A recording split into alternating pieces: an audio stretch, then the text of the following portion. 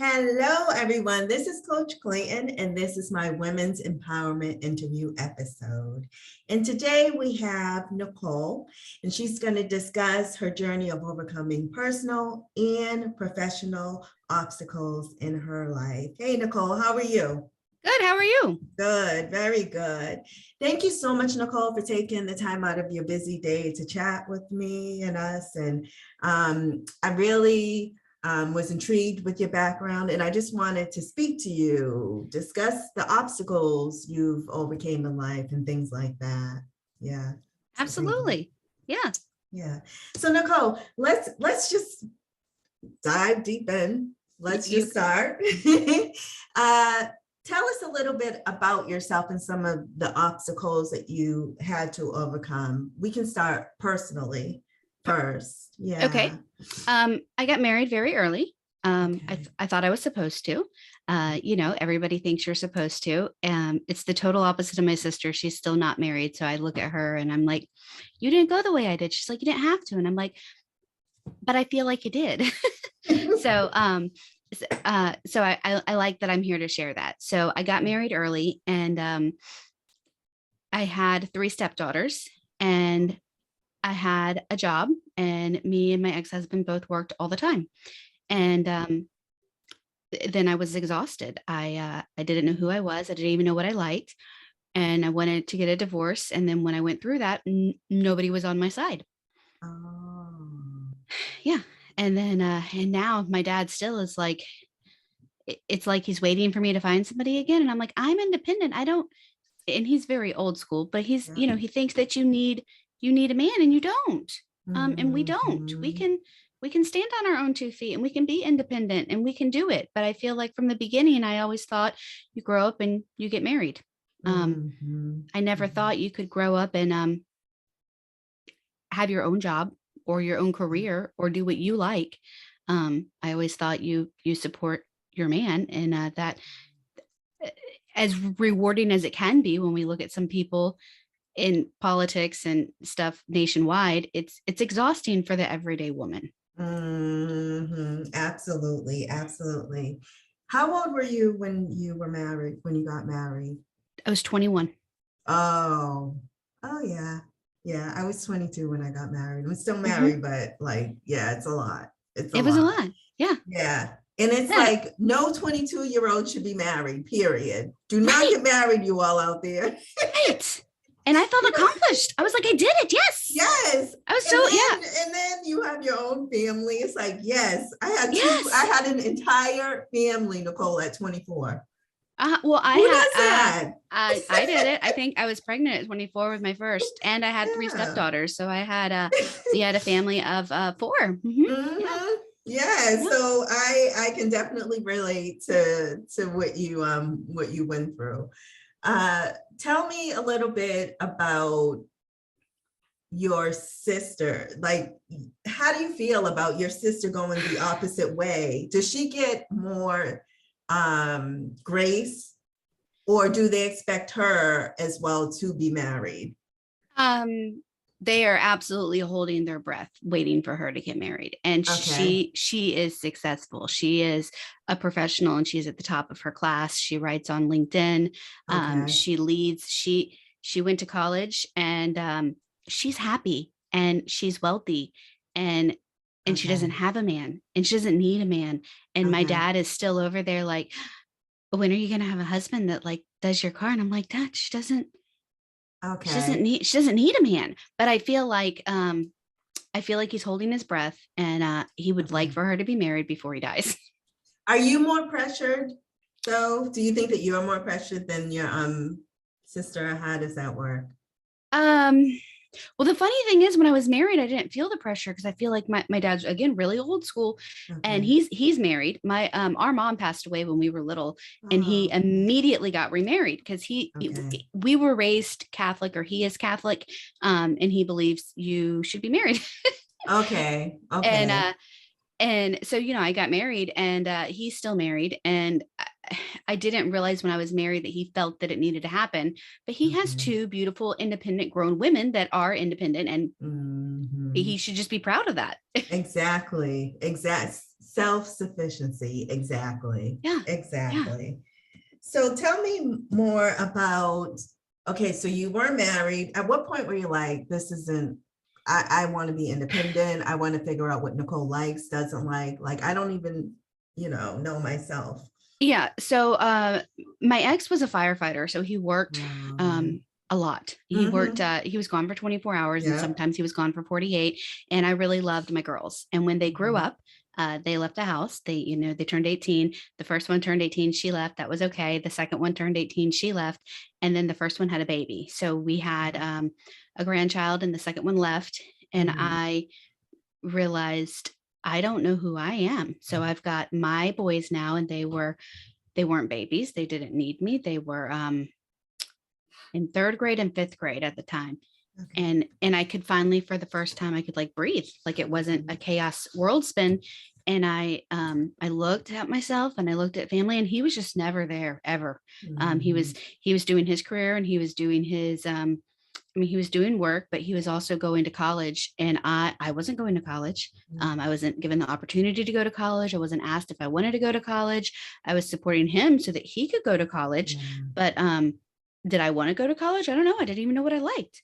Um, Mhm. and when the girls left, they were like, they were my best friends. I was raising them, Mhm. but they left and they had their life. And I'm like, well, I don't even know why I'm here. I don't know what I like. And then I looked at my parents, and I saw how many times my stepmom was miserable and couldn't leave. And I said, oh, I don't want that to be me. I don't. And then my son had Mhm. his birthday, and I just looked the whole time, and that's all I could see. And I was like, I've got to get out while I can. And then I just made up my mind that I was going to get out. And my sister knew, and she was happy. And I just made my decision, and I went from there. Wow, that was huge. It was That was, huge. yeah, It was yeah. huge. And I said, is this a midlife crisis? But I mean, I wasn't that old. And I'm like, I just don't understand. And he would ask me questions, and I'm like, I don't know. I don't know what I like. Mhm. I can't even tell you. I explained it like I was drowning. Like I don't Yeah. even have a minute to breathe. So I can't tell you anything because I don't know. Mm, okay. And that definitely makes sense. How did you rediscover yourself, Nicole? How did you figure out what was the process for that? I think it was isolation, kind of like Yeah. when you're put in timeout, when Yeah. you're a kid and you're stuck in the corner. And when I was a kid, my grandma put me in the corner a lot.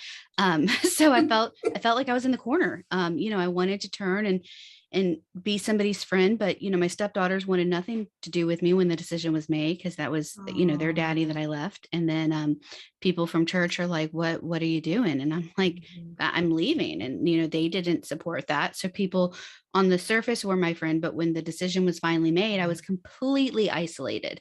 And I didn't leave because I didn't want the kids to think that I abandoned them. So I didn't leave the town. I haven't Mhm. left the town. I'm here if the girls want me. I'm here because my boys are here, and we have 50-50 split custody. Mhm. Um, but as we went through the divorce, I did a lot of journaling. I did a lot of Yeah. self-reflection. I worked out a lot, and while I walked, I did a Mhm. lot of thinking, but I did a lot of reading, and I did a lot of I didn't do a lot of writing, but I did a lot of thinking. And then I just kept staying focused and moving Mhm. forward because I knew I wasn't going back. I knew I was going forward. Wow. I love it. I love it. Yeah. That definitely was a huge decision, especially seeing that a lot of people basically they deserted you, They did. Nicole, at They that did. time. And to stand strong, I know that must have been hard. Yeah, I came out on the other side with no friends. All the friends we had in the marriage, they either are not Mhm. our friends at all or they're still his friends. Mhm. Wow. Now you have a business, you have a CPR business I and a do. swim business, correct? I do. I do. I have both. And did you start that during the marriage or after the Um, marriage? so one we started jointly during the marriage, and Okay. through the marriage with the divorce, I continued to Mhm. say, I don't want anything from you. So Okay. I had spoken to my cousin and she kept asking me, why do you need, why do you need a man, or why do you need a partner? Why can't you do it on your own?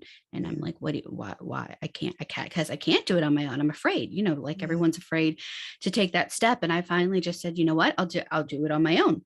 So the lady that does our taxes, her name is the tax lady, because people call her the tax lady. And she said, your business name should always be what people call you in the grocery store. And years ago, when we started our business in 2011, we had this really long name. And if you're in marketing, they tell you don't have a long name, make it simple. So Yeah. people will call me the CPR lady, and that name was already taken. So when I Okay. started my business, I'm Brunswick CPR lady. So they just call me the CPR lady. So when we divorced, I gave him all of our business, which was coastal health and safety, which is the same thing we taught CPR. So I have nothing to do with that now. And I started on my own, Brunswick CPR lady. So I've been doing it since 2005, but after the divorce, I started my own business and moved forward with that one. And then through the divorce, I was fired in the middle of my divorce. And I took that, which entailed aquatics, because I love it and that's my passion. And I started a swim school. So that is, and that was another one that was I'd been doing it. I wasn't lacking confidence. It was just that that step that you don't want to take. And I just took it. I just took the step. So that's an LLC that I filed, and it operates all year, but we only teach October or May to October. So it's 6 months out of the year, but it's very successful and strong. It makes more money than CPR. Wow. So Nice. yeah. And we're coastal. So there's a big, and that's more of my, that's definitely where I excel at. That's definitely my passion. That's what I like, is the teaching, the swimming. Very nice. Very nice. Nicole, what advice would you give women who were in the position that you were, facing divorce? They may or may not have support. What advice would you give to them? I would give them, if they're unhappy, they want to go with their gut feeling. You can research like I did, and you can ask whoever you want, but you already have the answer. And if you're asking the question, you already know the answer. You might be looking for that confirmation like I was, and I was always afraid to start that business and take that step, but you know what that answer is, and you've just got to be ready. So you're either going to drown, or you can take that breath and then grab that buoy and get to freedom or safety. I love it. I love when you said you're asking the question, but you already know the answer. You do, you know it. Yeah, because so many of us do that. Like, we'll go to this person. No, you know what the next step is. And you've known. Yes, and you've known, Nicole. Yeah. Absolutely. How can we find you online, Nicole? I am online. My business is online. I'm on Facebook. If you go to Facebook, I am Neva Nicole. If you go for my business, it has a website. So brunswickcprlady.com. Navigatingneva.com is also online. That's the podcast for aquatics. And then I'm on Instagram. And can you tell us a little bit about your podcast? You are starting a podcast, right? I am. So I love aquatics. When I tried to figure out who I am and what I love, I, from the beginning of time, have loved water. And I teach swimming, but with COVID, we had a complete drop, and everybody was afraid, and everybody didn't even go to the pool. And a lot of people in towns, even the public pools, closed.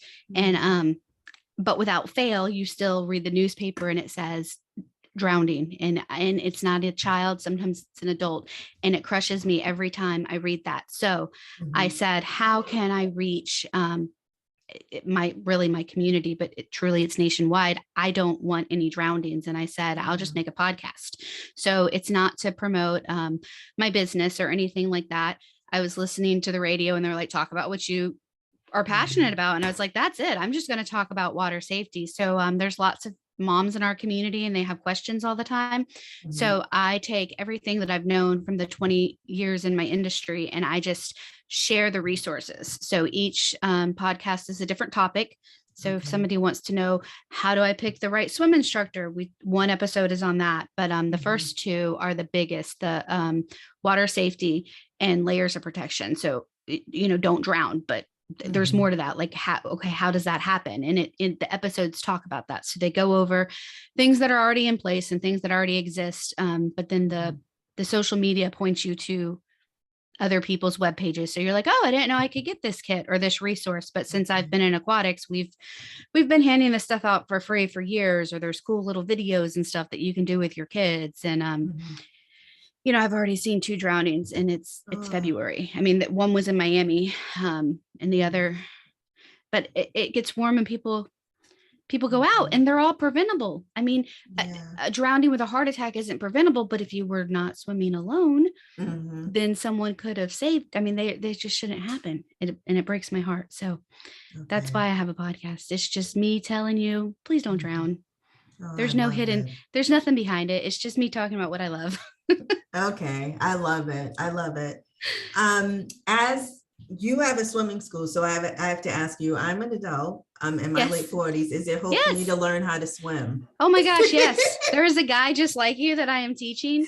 I was teaching him in the spring and then it got too Yeah. cold and we stopped, and he already sent me a snapshot. We teach at his Yeah. pool and he's like, the pool's not open and it's hot here.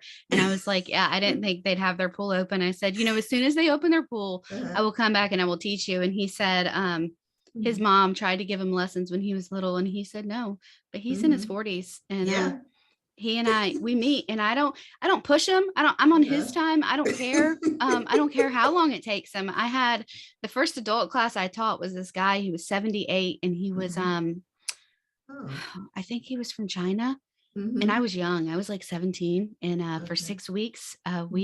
we worked on him putting his face in the water. Really? I'm not that bad. Well, he was that bad because when he was a kid, he was in the Army for his country and they just walked out in the water and half of them Wow. drowned and half of them didn't. So, Oh, yeah. But okay. this guy that I'm with, he just, he just doesn't like the water. And he said, Mhm. yeah, my mama tried to put me in lessons. And I said, no. And I said, it's okay. So we just, we pick up and we go, and he's tall. He's way taller than me. So we're Okay. standing in the shallow end and it's like at his hips. And I'm like, you got to get lower. You got to, and I know you don't want to, but you'd be comfortable. So we just meet and we're going to get him swimming, and he I wants to. love That it. you just got to want to. And he I wants to learn. do. I do. I mean, we're close enough for me to like maybe go out to see you. You never know, but yeah. Yeah. I just It's have scary. to, yeah, I have to do it. I love it. Nicole, what is one of the biggest takeaways that you want the audience to know that would truly inspire women as far as overcoming their obstacles? Well, I want you to know that it's never too late. So if you think that, I've been here too long, or I'm too old, or I just can't do it on my own. First of all, it's never too late, and your happiness is important. That is definitely the takeaway, because it always matters. I mean, I looked at my mom and my stepmom, and she, to me, her happiness is important. And I wanted my happiness to also be important. I can tell you what I told my son when he asked why. And this is the best example I can give. He asked if I would come back to the house. And I said, well, when I was with your dad, I felt like I was a flower under a bucket. I said, but now I feel like I'm a flower and I can bloom. I said, do you want me to be a flower under a bucket, or do you want me to be a flower that can grow? And then he never asked me another question again. I love that. I didn't know how else to explain it to him. Under a bucket, or do you want me to be a flower? I love it. I love it. Yeah. Yeah. Well, thank you. Thank you. Thank you so much, Nicole, for taking the time out of your busy day to chat with me. Absolutely. This was definitely a powerful, powerful interview. It definitely was, because there's so many women that are in that predicament and that are looking for some sort of inspiration. So thank you. Yeah, absolutely. Absolutely.